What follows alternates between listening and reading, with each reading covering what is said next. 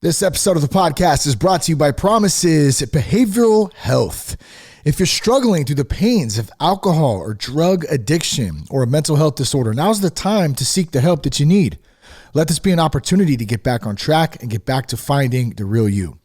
You're not alone, and Promises Behavioral Health is here and they can help you.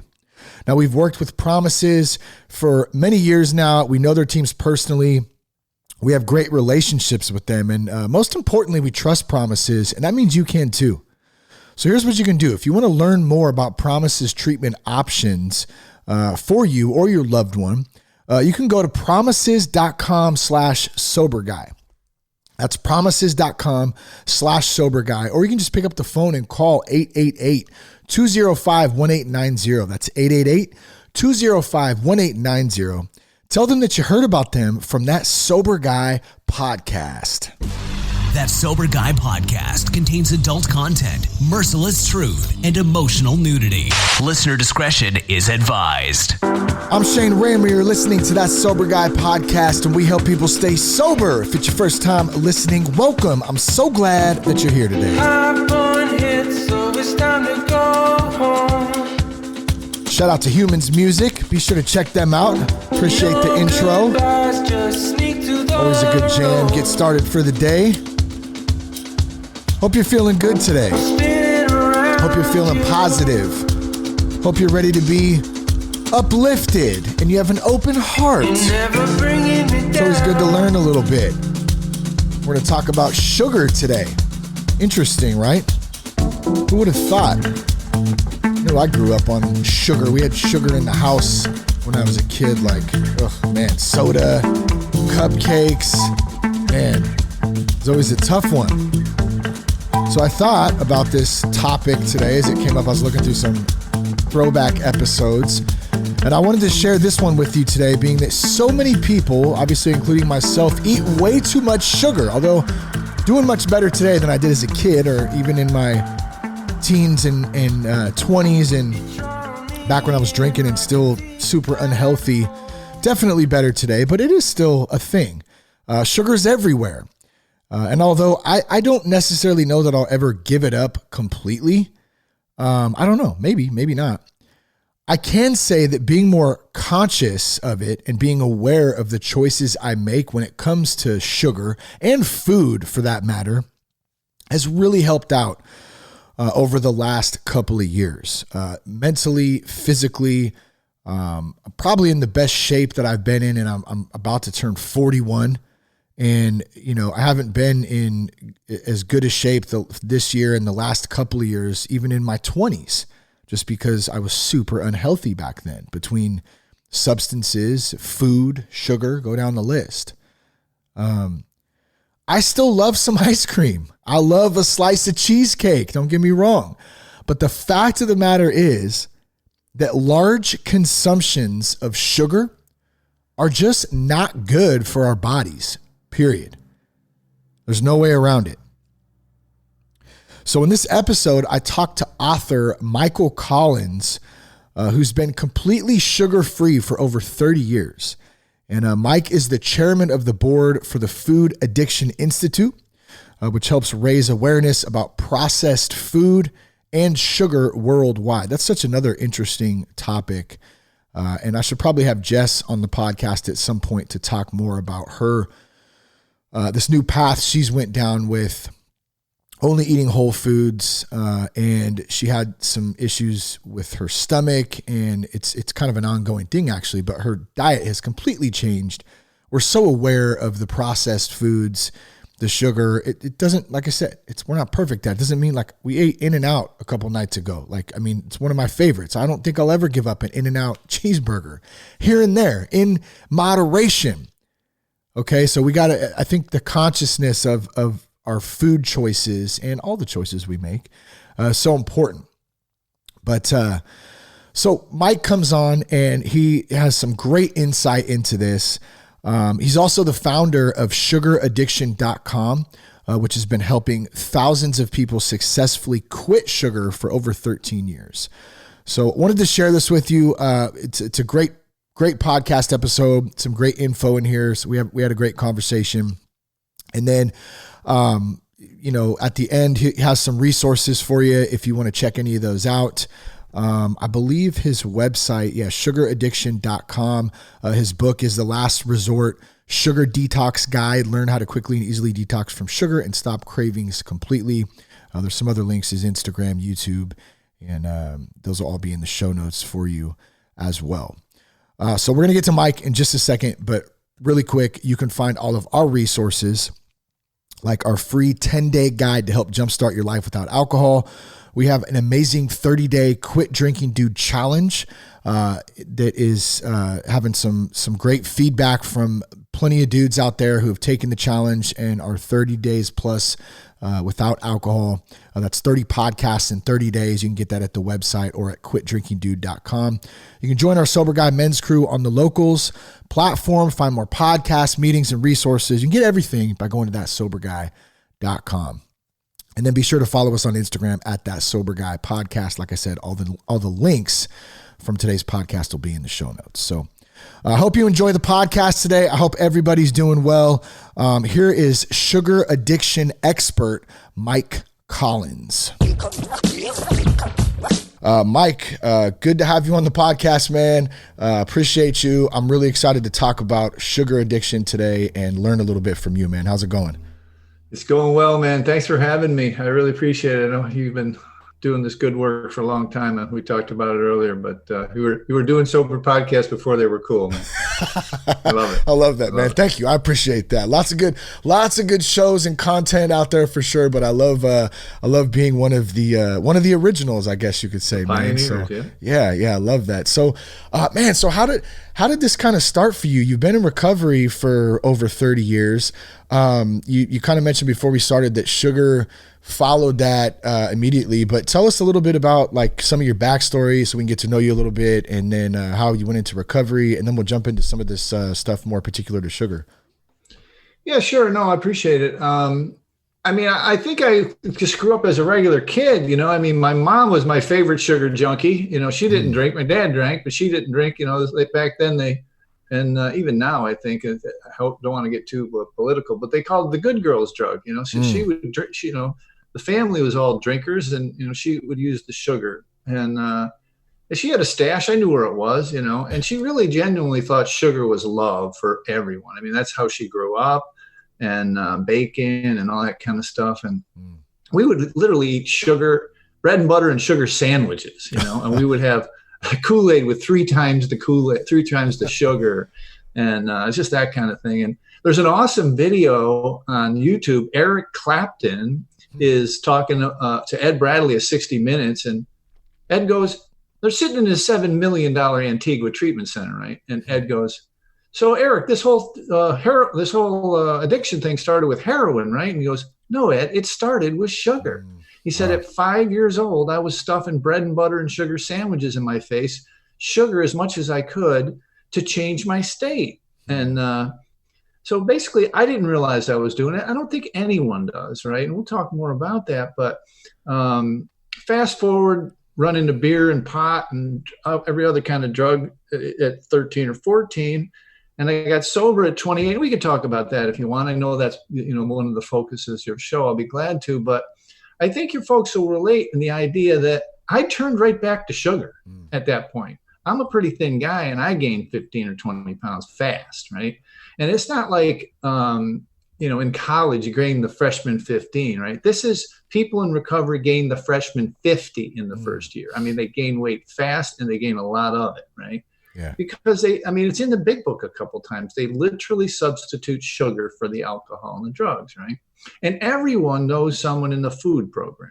Everyone knows someone, in the programs adjacent, if you will, the offshoot programs of, and those programs, 100% abstinence is required for recovery, right? Yeah. And again, we'll talk about that as we go on. But so I kept, I started studying about it. I ran into a book called Sugar Blues, and it's been around. It was published in the 70s and then updated in the 80s. And the guy that wrote it was married to Gloria Swanson, the movie star, right? Really? And it was crazy. And they met at a party. He's getting 2 lumps of sugar in his coffee, and she says, "I wouldn't have that stuff in my house, let alone my body. And turns around, it's freaking Gloria Swanson. Anyway, they get married, and she helped him promote it in the 80s, right? So I read it and I loved it. There's a great history lesson in it about empty boats leaving England, going to Africa, picking up slaves, going to the Caribbean and America, getting rum and molasses and sugar and everything, and bringing it back, and how they grew an empire bigger than El Chapo ever dreamed of. I mean, it's like, seriously. So anyway, I ended up raising a couple of sugar-free kids. I don't know. My wife was in recovery at the my wife at the time. I'm not married anymore, but she was in recovery, and we were into it, and so they never had sugar in the womb until they were 6 years old. And that was probably one of the best decisions I ever made in my life, literally, I believe.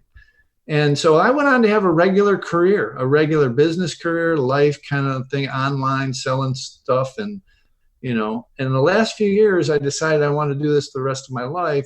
But 10 years ago, I grabbed the domain Sugar Addiction, and I tried to put out information, Shane. I tried to put out information the best that I could, right? And some people would read it, right? And they'd go to some of the books and stuff, and they'd write me and they got success. But it wasn't until a couple of years ago where I started doing coaching and groups and one-on-one stuff that really the explosion happened. Got it. And I found out it's just like any other recovery. And that, I call myself a 12-step whisperer, in that I'm really just translating the anonymous stuff that was worked out in dusty church basements for 40 years in the food programs, and getting it out to the general public, because a lot of people don't want to go to meetings. It's just this way it is. And so, I mean, that's the short version. I mean, I can answer any questions or what have you, but no, I think that's great, man. I think that's a good way to kind of jump into this. And thank you for sharing a little bit about your background. I think that it's the sugar in general. It's so accepted. It's so normal. It's in tons of stuff, right? And you kind of brought me back even when I was a kid. I can remember my father coming out in the middle of the night, 2, 3 a.m. And like for me now, I get up at 2, 3 a.m. I grab a drink of water, right? I'm gonna get a drink of water or whatever. This is no shit talking on my dad or whatever, but this is just what he did, man. He would come out and he would open the cupboard. And I remember this shit clear as day, and I'd hear the wrapper opening up, and he'd open up a cupcake, a Hostess cupcake, and then he'd open the fridge after he ate that, and he'd crack a cherry Coke, and he'd drink half of it and put it back in the fridge.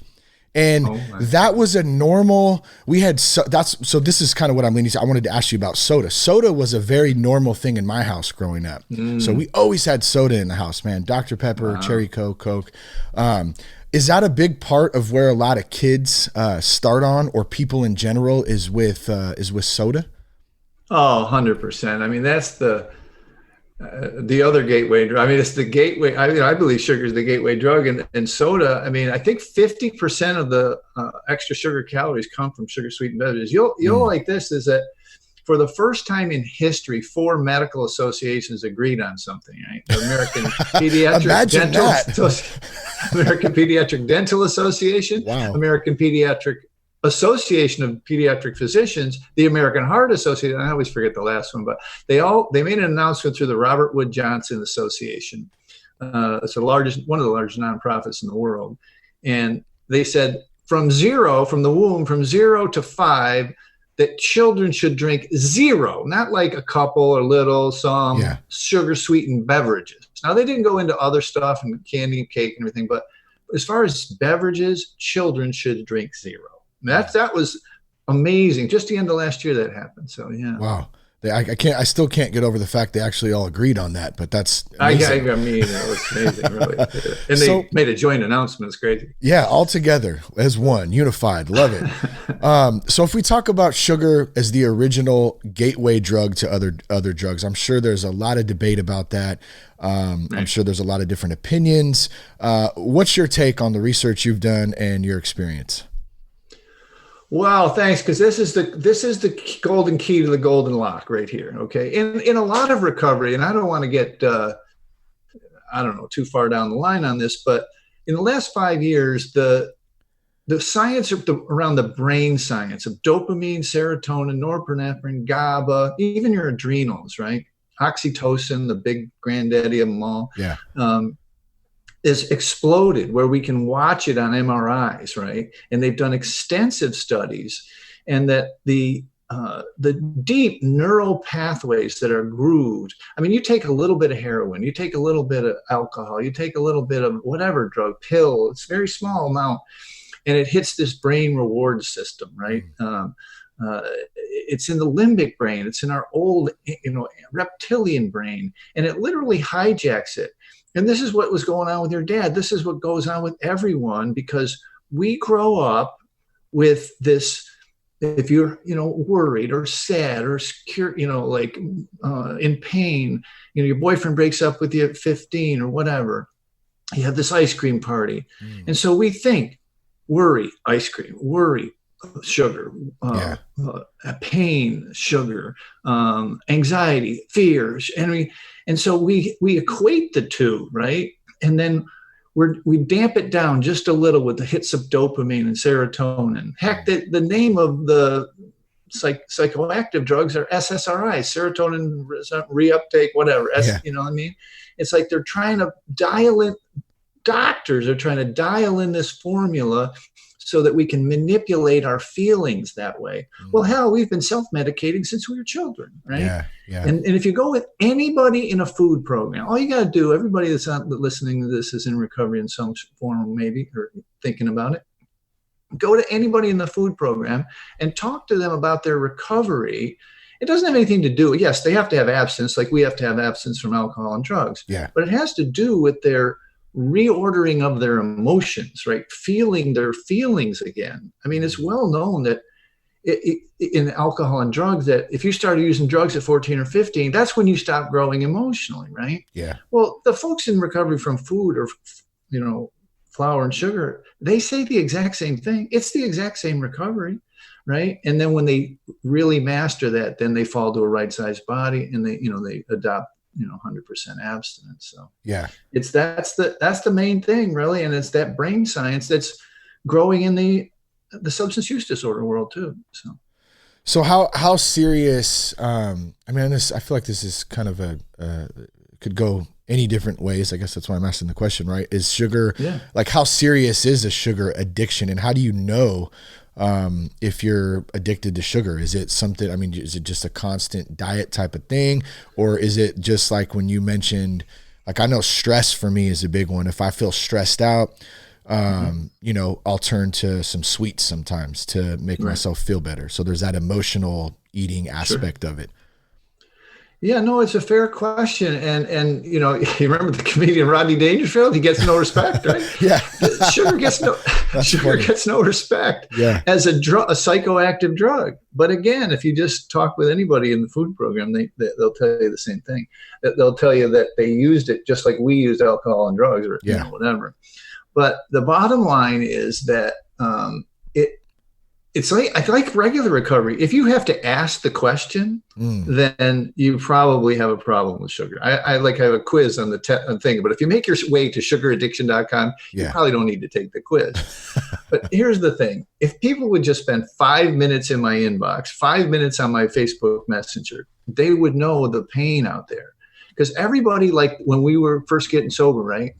Everybody thinks that they want to learn to drink normally, right? Or people think that everybody else uses sugar normally. Well, that's just not the case. Yeah. They're using the same symptoms of hiding and sneaking and, being ashamed and literally going to 3 different stores on the way home so that the person doesn't think of them as too much of a sugar addict, I hear these stories all the time, day in and day out.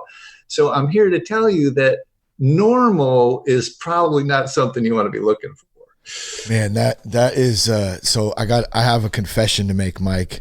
Okay. So when I go in and my wife sends me to the store to get some potatoes and maybe some vegetables for dinner to complement the steak or chicken or whatever the hell we're having that night. Yeah. I'll go into the store and I'll get the stuff. And then as I'm walking by, there's a Hostess rack right by the checkout, right?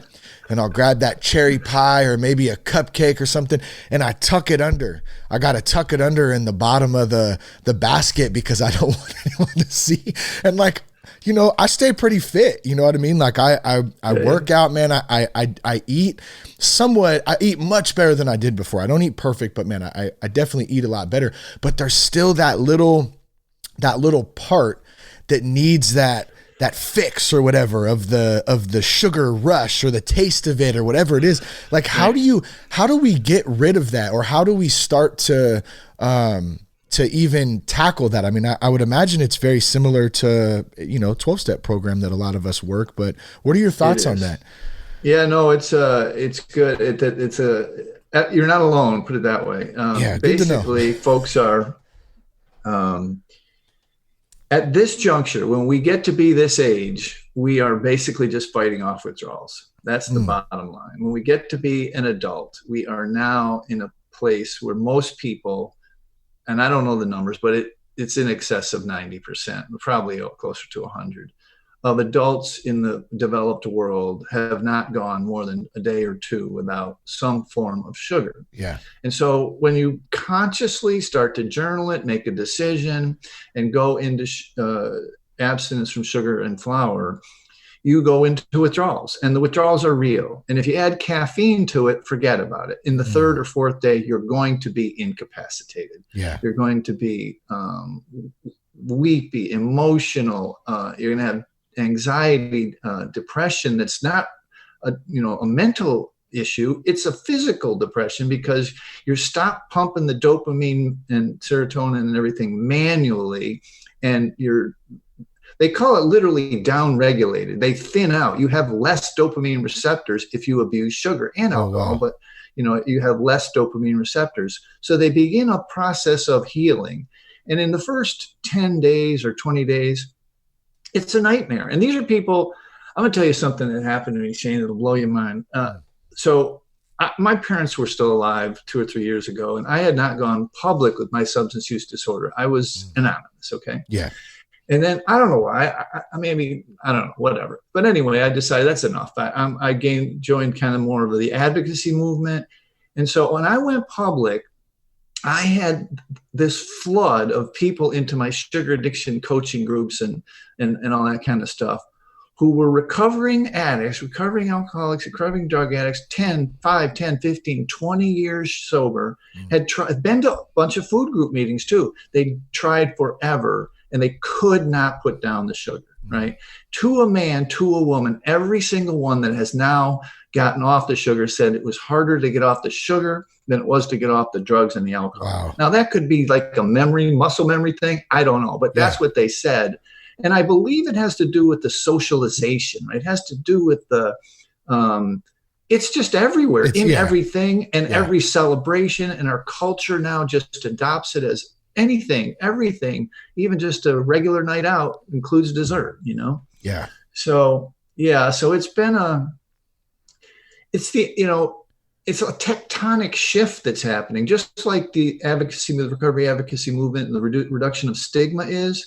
This is one that we're a few years into that. Yeah. This is brand new. It's like condoms in bathrooms, drinking and driving, seatbelts in cars, smoking in public. It's going to take time for the science to get out there and for the people who have recovery to get. All right, I'm on my soapbox, but you're good. I love it, and it makes a lot of sense. I'm sure that the food industry alone has a lot to do with that influence on, without jumping too far down that hole. I'm sure. I mean, hell, I don't care. We can, but I had one quick question for you first. Like, what can people expect when they start to detox from sugar and actually get off it? Like, what kind of stories do you hear of people when they quit sugar for 30, 60, 90 days and then they go on to live without really putting any sugar in their diet? Like, what changes for them? Oh, good question. Yeah. So night sweats is very real. People sweat at night. You're hungry for 30 straight days or more, because your delivery system for heroin isn't either. Your delivery system for alcohol is drink, whatever. Yeah. But this is food, and this remember I said the limbic brain is hijacked? Literally every system in your body is trying to get re-ingested so they can get this dopamine hit, right? Wow. And so you're hungry all the time, but you're not really hungry. That will pass. You'll come to a point where you're not that hungry, right? And the key part, and this is lore literally in the science of weight loss and everything, is when people lose a bunch of weight, it's usually because they gave up some white stuff, flour, sugar, whatever. They all gain it all back and then some. And so what happens is similar to pause. You're familiar with that? Post-acute withdrawal syndrome. Yeah. It's in drugs and alcohol and everything. Same thing happens in sugar, right? After you're physically off it, and it's not as, I actually personally think in some cases it's just as bad as alcohol withdrawals and just as bad as some other withdrawals from drugs. But I don't need to go there because people do it. But what happens is after day 30, it becomes a mental game, right? It becomes your emotional well-being, your growth. You have to understand. You have to go to yoga, take a walk, call a friend, get a hug. You have to do other emotional recovery things that usually take effort. Getting up off the couch. Yeah. You can't just reach for sugar. It's changed because you've got to get your dopamine going again. You've got to heal up there. So for the first year, it's a fight, and people have varying degrees of success without support, right? And I hear this all the time. Well, I was down 30 pounds. I was 4 months in, and there was a birthday party, and I've been off the wagon for 6 months again, and I'm back. I hear this every single day in my groups. I got 4,500 people in a private group, and every day we have an anniversary, but we also have somebody coming back, right? Oh, yeah. Because it was time to answer your question, which is it takes support, it takes time, it takes understanding, it takes a real recovery. Yeah. Yeah, that's good. Yeah. So there's a lot of different, a lot of diets out there, right? We hear carnivore diet, Atkins, the keto. One question I wanted to kind of have you touch on was the keto flu. So I was kind of interested, is that just sugar withdrawals, or what is the keto flu? That's exactly right. The keto flu is sugar addiction. It's sugar withdrawals. It's sugar addiction withdrawals. And it's ultra processed carb withdrawals, flour too. Yeah. And we have a lot of folks from the keto diet who can do everything but on the diet, but get off sugar. I had a guy, he's a client, he lost 100 pounds on keto, but he had plateaued, and it's been a couple of years, and he had 60 more pounds to lose, and he just kept going back to the sugar. And when we put it all together, it was about a woman. It was about a relationship that he had. Oh, wow. That was 10 years old that was not that great, And when he set boundaries and then they finally broke up, he got off the sugar. So it took putting two and two together, which a lot of people don't equate. You know what I mean? Yeah, that's interesting, because that's very similar, or it sounds at least a little bit like a lot of people with addiction issues suffer from trauma or had emotional experiences 100%. Where they never dealt with it. They stuffed it down. They didn't talk about it. They didn't forgive. They didn't, all that stuff. So you're saying that this same type of stuff can happen with sugar? Oh, believe me. Yeah, it's that is like crazy.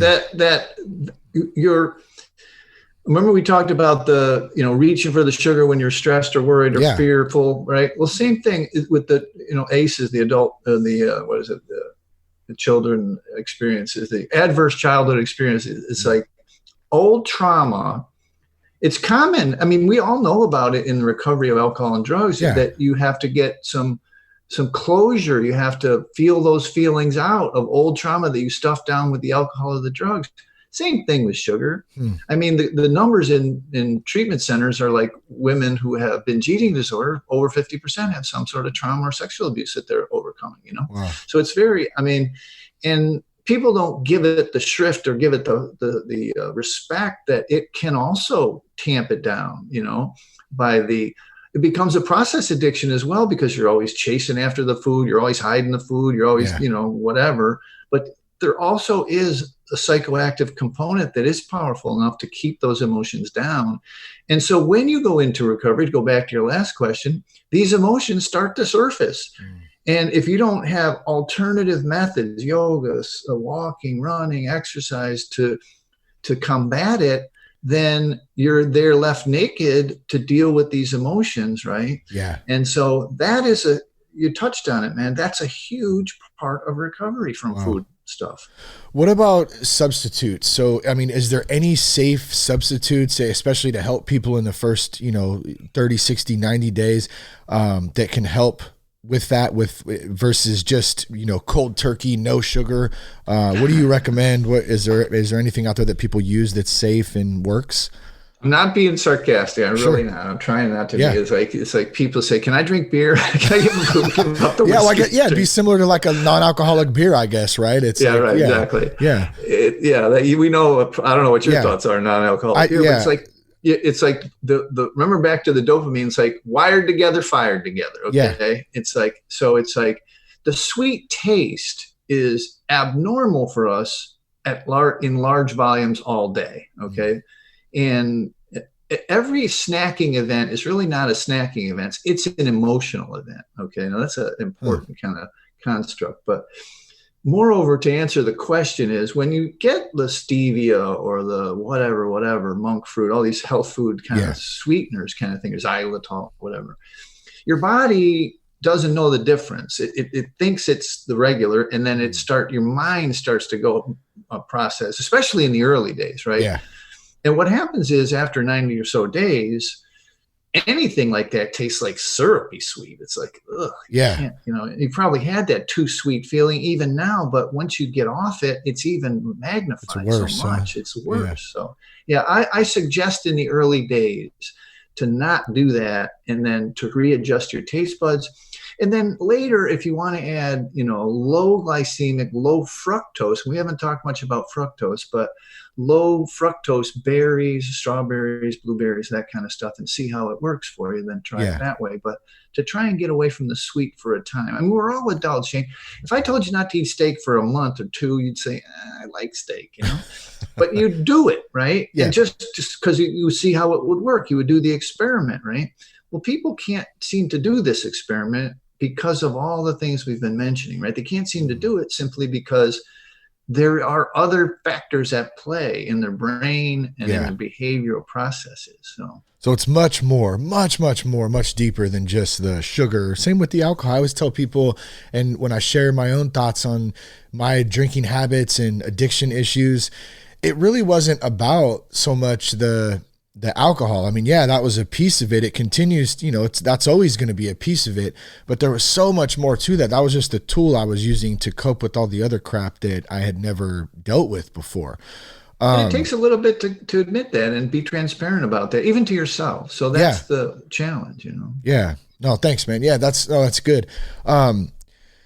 Social events. You said you have one rule, and if you follow this rule, social events can be a little bit easier. So I'll give an example. Let's say we're at a tailgate at the Oakland A's game, which now, right now, I wasn't going to say anything. I wanted to keep this timeless, but right now in this moment, MLB has been pushed back and delayed, as of many of the other sports, for the first time in like history, I think. But anyways, beside the point, opening day, we were planning on going tailgating. There'd probably be some barbecue. There'd probably be some cookies. We're at this social event. Like, what's the one thing that we can do if we follow this rule that we can help stay away from that sugar? Yeah, one of the major components of this is the social piece, because it is so social and everyone's doing it, kind of thing, right? Yeah. So, I mean, a couple of tricks that I've used, these are tricks. These are actual, you're going to need them. Yeah. The best thing is to have a sugar-free buddy with you, but that always helps, or have someone you can get on your phone to. Yeah. But I always say, people say when they offer me something, I say, does that have sugar in it? I can't have sugar, right? And just the actual question or the statement, I can't have sugar. I've done this for 30 years in restaurants and parties and everything all over the world. And people immediately become your advocate. They're like, they think that you have diabetes. You don't, only two people have ever asked, both those waiters had diabetes, right? And so they don't even ask. They say, oh, I don't know. And they really start to help you. They become an advocate for you. Yeah. And you don't have to say anything more. You don't have to like go into detail. You don't have, one of the things you can't do, I would not do, especially at a tailgate party, is to start a discussion about it, right? Because it always ends badly. Totally. It always ends badly in the early days when you're not really strong, right? Yeah. It might end up with you using the product or whatever. Yeah. So I would just suggest that there's simple. A little stealthness in the early days.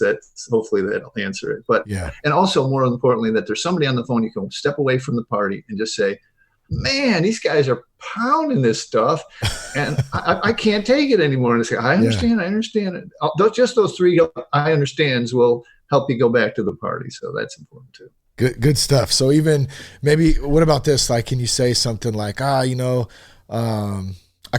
cutting out sugar for 30 days. I want to see how I feel, or something. I mean, is they make it a contest, or is that, what do you think? Oh yeah, that? There's a lot of couple tricks, and one of them is that's a good one actually. Yeah. Another one is that's not my food, or something like that, or I can't eat that, or I don't eat that. I can't remember which one it is, but yeah, I mean, it's like there are language tricks that work too. Yeah.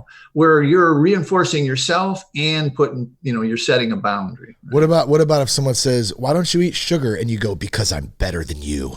How about that? Because I'm sweet enough, man. I'm sweet enough. Someone asked me that and I said it as a joke. Well, why don't you drink? Because I'm better than you. I'm kidding, man. No.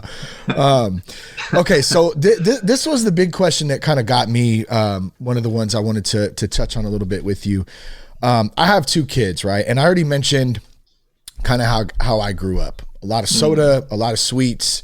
Loved it as a kid, of course, but obviously led to other things in my life, addiction, and even today, a struggle with sugar myself. I would like to say that we haven't followed in the same footsteps as that. I think I'm a little more aware of it. But unfortunately, sugar is probably a pretty big part of our kids' diets and a lot of, snacks and little, of course, burnt cakes. I mean, all that kind of stuff, right? Especially with my son. So for those who have children out there, like myself, and we'd like to at least start to be very mindful about this and start to make some changes, start consciously thinking about it. How do we raise children in a no sugar or very minimal sugar type of environment when it's all around us? Yeah, thanks for asking that. I it's become a passion. We started a little Facebook group and it's just exploded. People are very interested in this, and it's like, I did raise a couple of sugar-free kids, and to answer to your question, it has to be broken into 2 parts. Okay. Simply because from the womb till 4 or 5 years old, we have 100% control of what our children eat. Sure. Very rarely do we leave them alone, or if they have to go to daycare, or there's a way to handle that too. But I just believe that first 1,000 days is so important in brain development. Now science has proven it out. I interviewed a guy for our summit. He said, this entire book, he's a doctor. He's been on Dr. Drew and everything. It's entirely based on the shrinkage of the brain, the sugar, right? And so the brain science is now, it's not 100%, but, you're just giving that child that leg up in the world, So, and there's no reason, there's no like social reason, there's no other reason not to have them sugar-free, like the American the study we talked about, or the announcement we talked about. And so that's one thing. But the most part, which is another 95% of population yet, is that when they've already had it, they already have had sugar, they're experienced with it, they know what it is, they crave it, they want it, they want to be inclusive in their birthday parties and all that kind of stuff. And I'm going to throw you a little curveball, my friend, is that it's like the airlines, you got to put your oxygen mask on first. Like my beautiful, loving, sweet mother, she told us not to eat too much sugar, but she always had a stash, and she was, we knew where it was and we knew exactly how much was in it, how much we could steal and not, you know what I mean? Yeah. It's like, so at the end of the day, between 5 and 11 or 12, they just want to be like you. They, I have a coach. She was, her mother owns a bakery still, right? So the child's grandmother owns a bakery, and the grandmother will not have any of the sugar-free stuff. But she went through our program. She became one of our coaches, and her daughter is 9, okay? And she started the process by doing it herself first, and then starting to talk honestly, openly, and transparently about it. And now we have a 9-year-old sugar freedom addict, because when she goes to a birthday party, they don't have it much at home. She comes back and she has a tummy ache, and she says, "Mommy, I have a tummy ache." And it's like, well, it was probably because of the sugar, because she was not experienced with it anymore, right? So it is a longer process, and it does take some hard conversations, probably some crying. You've all seen the kid in the grocery cart trying to get to the candy, right? Screaming at the top of his lungs, right? He doesn't even have words yet, Shane. He can't say, "Mommy, I want candy," but he knows he wants that candy. He knows what it is, but he can't even articulate it. So that would be a clue. But anyway, I think it's worth doing. It's probably going to be what I'm going to spend the rest of my life doing, trying to educate people that this may be something that they want. I mean, I wanted to tell the parents out there, if they feel like they're suffering, if weight has been an issue, if some of these topics that you and I have talked about resonate, then don't do it to the kids. I mean, you have control of that food supply. They can't go buy food before they're 12 or 13. And most allowances, I thought back on this when I was a kid. I never got enough money to do anything. I never got enough money to get anything. I would have had to save, and I wasn't that good at that. And so all of my allowance, quote unquote, went to candy, right? So, ice cream man. The ice cream man's coming. Right, the ice cream man. I'm chasing him down. Again, another soapbox, Ron. I don't mean to be that way, but there's the pain that I see day in and day out. Has just changed me a little bit, and it made me more of an advocate. Well, I appreciate it, because I think it's honesty, and sometimes being honest is tough. I love the analogy of the oxygen mask. I think that's great. And when you said that, it made me think, so my son, his name's Cash, he's 5. And you're so right, man. He looks up to me, man. I'm his idol, and I there's nothing more in this world that I love more than that, man. He's my best buddy, man. We call each other, "Oh, you're my best buddy. You're my best buddy, Dad." It's great, man. So what I was seeing though is when we go to the gym, right? Like, it's a couple weeks back. I shared this a couple episodes ago, and I did a podcast actually, and I can't remember if it was titled "Monkey See, Monkey Do." That was something that came up, but that old saying, right? Monkey see, monkey do. And so we're at the gym, and we're swinging kettlebells, right? And I look over, there's a kids area that's close by, and I look over, and Cash is doing the same thing, man. He's swinging kettlebells. He's trying to do the same thing we're all doing. He's running around, and I'm just cracking up. I'm like, yeah, man. And I'll come home, and he'll be in here working out, I'm trying to get buff, Dad, So he sees like the way that I live my life, working out, going to the gym religiously, trying to get it in as much as I can. Well, he also sees Dad eating ice cream and sneaking a cherry pie and eating a couple cookies one night. Oh yeah, hey bud, let's go grab an ice cream or whatever. And I think to some extent, okay, I don't know, if there's a safe area in that, I don't know. But what I do know is that he sees that shit, and it's so good. I'm glad this is kind of coming to my attention, that he's gonna do what he sees. And so maybe if I can start I'm going to take it one step at a time, maybe slowly try to start cutting that out, at least, being more aware of it, that can help. So good stuff, man. I appreciate it. No, the awareness is key. You start to, I think there's a saying, meetings screw up your drinking, but this is awareness, and this is the same thing. Yeah. Even when, if you go back, it's just not the same after you have the awareness. Yeah. Yeah, that's good, man. Yeah, meetings screw up your drinking. At our club here, the Alano Club, it's funny because the wall, the back of the wall where the person secretaries or chairs the meeting, the other side of that wall is a bar. So you can hear the irony in this, like, you have a choice walking up. You can go into the bar or you can go into a meeting. And man, I'm glad I go into meetings much more, that's for sure. But anything else we missed, Mike? I mean, anything else you want to touch on, or any last minute advice or thoughts? Where can people find you at? All that good stuff. Yeah, they can find me at sugaraddiction.com. There's a free book there. It's on Amazon too, but you can go to the site and download it. Free, sugaraddiction.com. You see a big yellow book there, The Last Resort Sugar Detox. And Nice. Kind of tell my story a little more with my kids and all that kind of stuff, and my getting off the stuff. And I talk a little bit about getting sober, but I'm working on another book on that, but that's free. But one thing I did want to tell you, and you and I talked about it early on about your pioneering work in the sobriety podcast stuff. What I found is that folks that succeed, now this is like early adopters in the tech space, right? You're up there in that world. Early adopters in the tech space, people that have had success with us, people that had success, period, in some way, shape, or form are pioneers, right? Mm-hmm. They're not afraid to go against societal stuff, right? Yeah. They've done well in athletics, or they've done well in their career, or in school, or some other. They're a great knitter. In their family, they're a pioneer, right?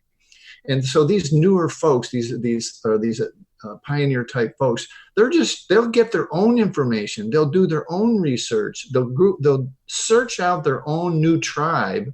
And not that they're going to leave their family or their old tribe, but they're going to know some new people, and they're willing to do that. That's just anecdotal at some level for me, but I see it all the time. So don't be afraid of society's view of this now, just like years ago when, recovery advocacy was just starting. Same thing here. People are going to need, you're going to look like a genius. This is the right side of history, Shane. Yeah, people, that's good. So science is going to be able to tell you quantitatively in a decade why it's bad for you, and the world changes on something called continuous glucose monitors, which is put it on, or it's non-invasive on a Fitbit, where you can watch your blood sugar all day, and you'll know when you eat that cherry pie, that thing goes crazy. Yeah. Oh yeah. So there's a lot coming, and don't be afraid to be an early adopter, I guess the best way to put it. I'm going to start thinking about the cherry pie funeral. I'm going to start planning that. We're going to have a ceremony. We may bury a box of cherry pies underneath in a cache somewhere that I might have to cement it with concrete so I can't get into it in a moment's notice. I love it. Here's the thing. I'm sure you know this, and I'm not going to be blowing smoke up your whatever, but you could sway a lot of people if you were to out loud live this attempt to go sugar-free. Yeah, that's good. You really could, I'm going to give it a shot. I might have to lean on you and holler at you, a little bit here, and brother, say, hey, man. Problem. I sponsored 100 people getting off drugs and alcohol. This has been more fun than all that put together. Really? Yeah, that's great, man. That's great. Well, Mike, man, I appreciate you out there listening. Find Mike again at sugaraddiction.com. He has a great Facebook group that you can join, and it's facebook.com/quitsugarnow. What about your Instagram handle, Mike, and Twitter? It's this crazy story. I don't know if you know this, but Facebook doesn't like the term addiction. They don't like any malady. Diabetes, you can't use any malady. So literally, they've been throttling me. So my Instagram and all those handles are now moved to Sugar-Free Man. Got it. Okay. Yeah. Sugar-Free Man. Okay, cool. And guys listening, we'll put all these links. They're in the show notes, so you can just go into the show notes and click on it. You can find the download of the book, all that stuff on there. Mike Collins, man, thanks again, brother. It's good to meet you. Really good to help get some education about this. And thanks for all you do, man. You're helping a lot of people, and you obviously helped me today, and hopefully those out there listening. Thanks for tuning in today. Hope you enjoyed the podcast with Mike Collins. If there's anything I can help with, whether it's finding some resources, getting connected, joining our Sober Guy men's group, you can reach out and find all of our resources and a contact button at thatsoberguy.com. I hope something spoke to you today. Share the podcast with a friend. Connect with us on Instagram at That Sober Guy Podcast. Peace, love, and respect. Make sure you check out Mike at sugaraddiction.com as well. Keep your blood clean.